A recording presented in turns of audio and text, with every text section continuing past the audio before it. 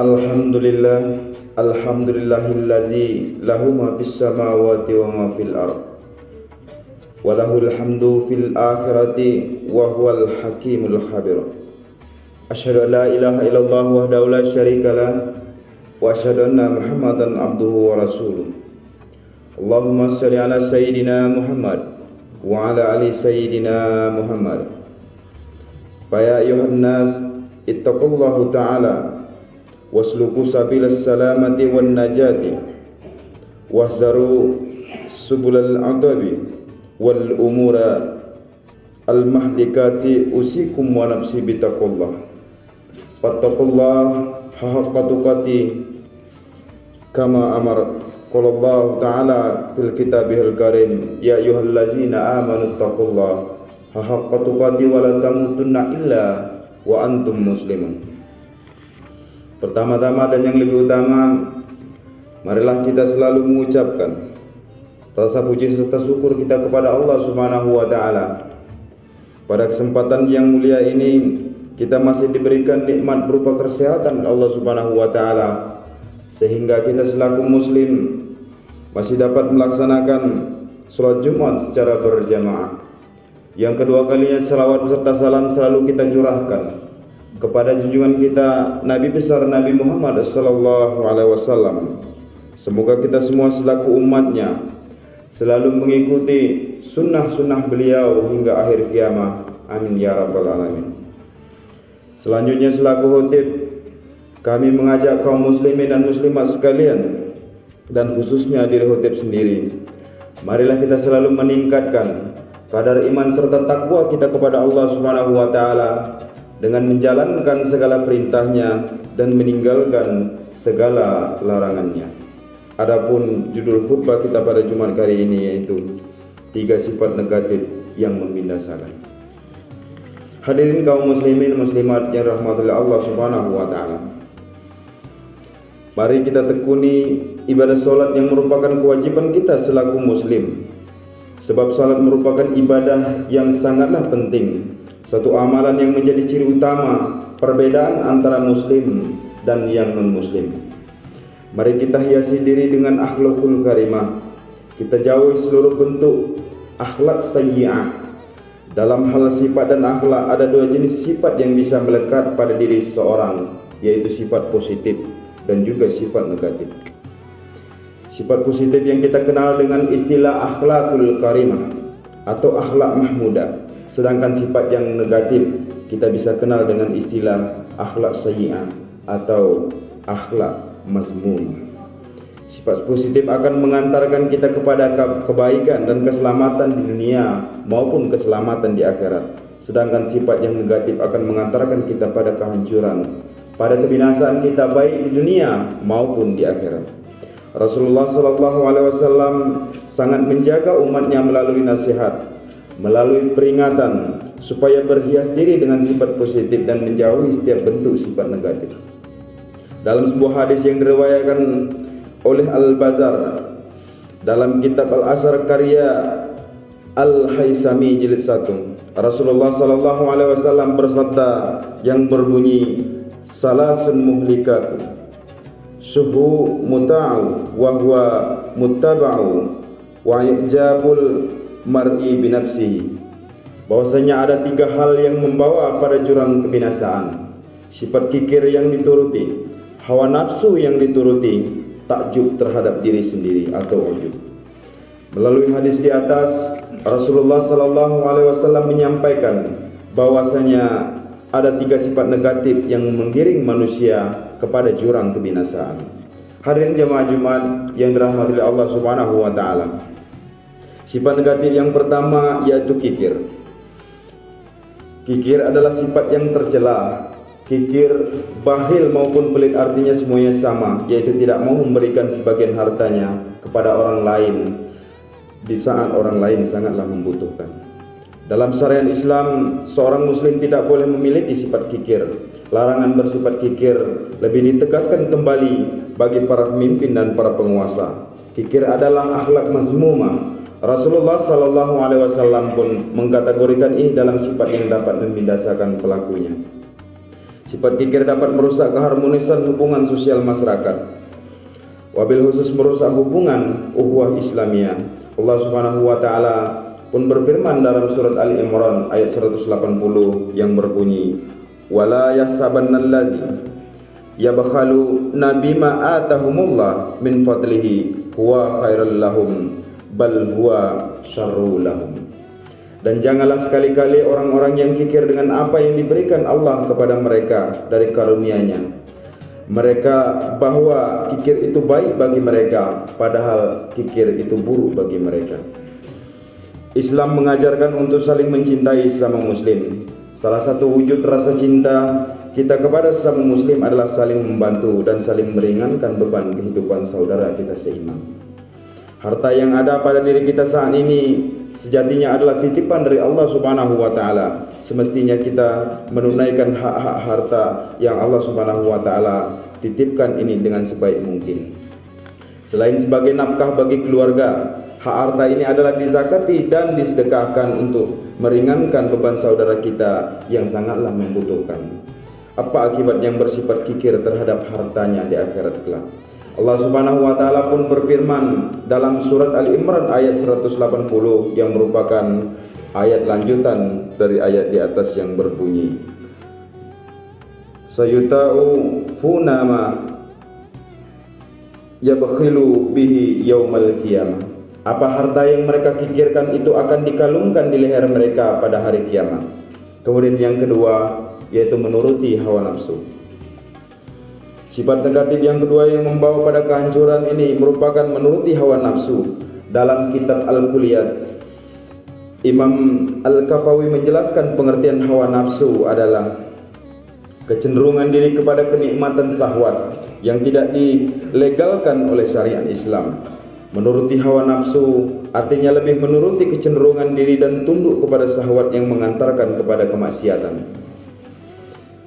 Timbulnya kerusakan, timbulnya permusuhan, pembunuhan dan berbagai macam kriminalitas. Faktor pemicu yang paling dominan adalah jiwa yang sangat menuruti hawa nafsunya. Sifat menuruti hawa nafsu inilah yang menggiring manusia pada sifat rakus terhadap harta, sifat bejat dan sifat ambisius serta angkuh terhadap tahta kekuasaan. Fitnah harta tahta wanita adalah ujian berat di dunia bagi orang yang beriman dalam mengendalikan hawa nafsunya. Allah Subhanahu wa taala berfirman dalam surat Al-Jathiyah ayat 23, maka pernahkah kamu melihat orang yang menjadikan hawa nafsunya sebagai Tuhannya dan Allah membiarkannya sesat dengan sepengetahuannya, dan Allah telah mengunci pendengaran dan hatinya serta meletakkan tutup atas penglihatan mereka. Kemudian yang ketiga yaitu sifat ujub. Sifat negatif ini, ujub atau angkuh, dalam kitab Ihya Ulumuddin karya Imam Al-Ghazali dijelaskan bahwa ujub artinya isti'zamu an-nu'mati war-rukubu ilaiha ma'a yasyani idafatiha ila mun'imi azza wa jalla, yaitu merasa hebat dengan anugerah yang ada pada dirinya dan selalu cenderung kepadanya, sementara ia lupa untuk menyandarkan nikmat tersebut kepada Allah Subhanahu wa taala sebagai zat yang menganugerahkan nikmat kepadanya. Imam Al-Ghazali menjelaskan bahwasanya faktor penyebab sifat ujub adalah kebodohan. Seseorang yang ujub, seorang yang angkuh, seorang yang membanggakan amalan ketaatannya, pada saat yang sama sejatinya dia sedang dalam kondisi jahil. Dia sedang dalam kondisi bodoh, tidak sadar jika amalan ketaatannya adalah taufik dari Allah Subhanahu wa taala, bukan semata-mata hasil usahanya sendiri. Seorang yang ujub membanggakan dirinya dengan hasil pikirannya, pendapat yang dia pilih, ide dan gagasan yang ia miliki, argumentasi-argumentasinya. Pada saat yang sama sejatinya ia sedang dalam kondisi bodoh dan tidak sadar jika hasil pikiran, hasil ide, hasil gagasan, argumentasi atau pendapat yang ia pilih adalah anugerah dari Allah Subhanahu wa taala.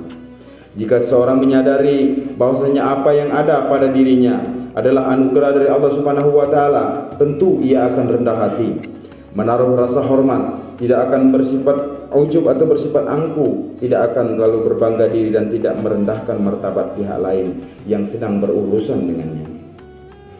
Kemudian timbul sebuah pertanyaan, apa akibat yang didapat oleh orang yang sombong dan ujub atau membanggakan dirinya?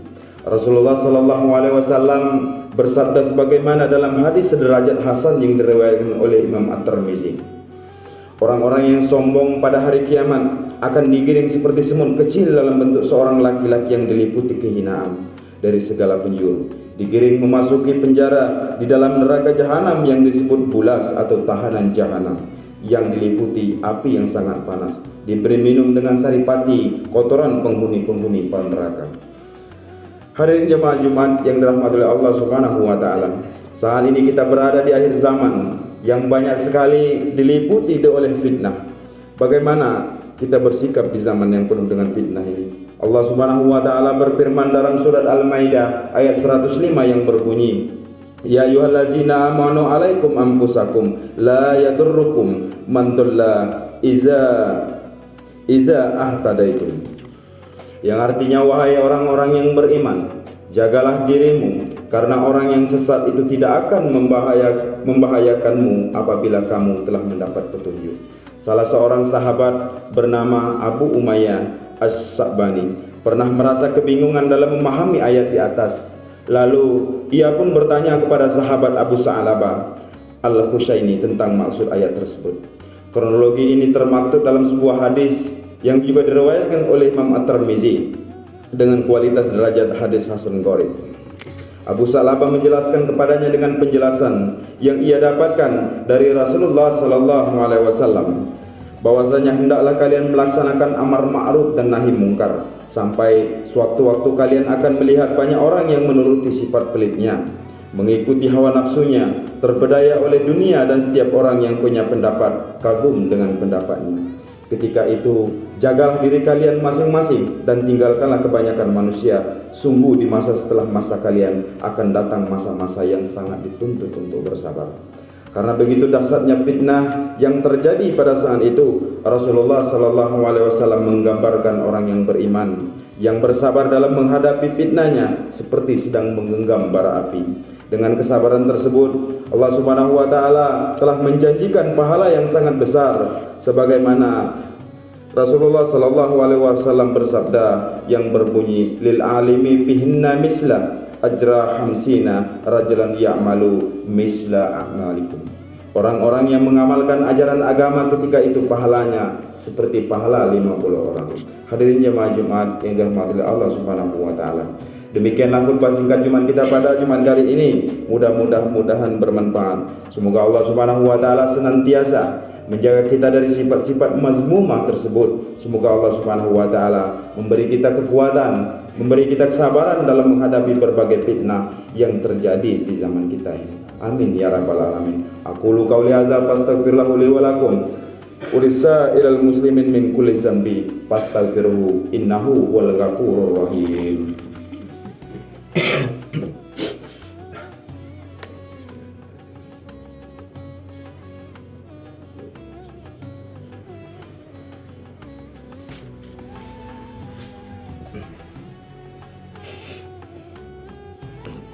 Alhamdulillah nahmaduhu wa nasta'inuhu wa nastaghfiruh wa na'udzu billahi min syururi anfusina wa min sayyiati a'malina may yahdihillahu fala mudilla lahu wa may yudlilhu fala hadiya lahu la nabiyya ba'dahu. Asyhadu an la ilaha illallah wahdahu la syarika lahu wa asyhadu anna Muhammadan abduhu wa rasuluh. Allahumma shalli ala sayidina Muhammad wa ala ali sayidina Muhammad. Wa qala Allah ta'ala bil kitabihil karim, ya ayyuhallazina amanu taqullaha haqqa tuqatih wa la tamutunna illa wa antum muslimun. Wa qala la in syakartum la azidannakum wa la in kafartum inna azabi lasyadid. Allahumma ighfir lil mu'minina wal mu'minat wal muslimina wal muslimat al ahya'i minhum wal amwat bi rahmatika ya arhamar rahimin. Allahumma inna nas'aluka ridhaka wal jannah wa na'udzubika min sakhatika wan nar. Allahumma ahsin akibatana fil umuri kulliha wa ajirna min hizyid dunya wa azabil akhirah. Allahumma arinal haqqa haqqan warzuqna ittiba'ah wa arinal batila batila warzuqna ijtinabah. Rabbana zalamna anfusana wa illam taghfir lana wa tarhamna lanakunanna minal khasirin. Rabbana atina fid dunya hasanah wa fil akhirati hasanah wa qina azabannar. Innallaha wa malaikatahu yusholluna 'alan nabi ya ayyuhallazina amanu shallu 'alaihi wa sallimu taslima. Ibadallah, innallaha ya'muru bil 'adli wa ihsan wa ya'tazil qurba wa yanha 'anil fahsya'i wal munkari wal baghi ya'izukum la'allakum tazakkarun wa qulu qawli wa astaghfirullahal azim li wa lakum fastaghfiruhu innahu huwal ghafurur rahim. Aqimis shalah. Wassalamu alaikum warahmatullahi wabarakatuh.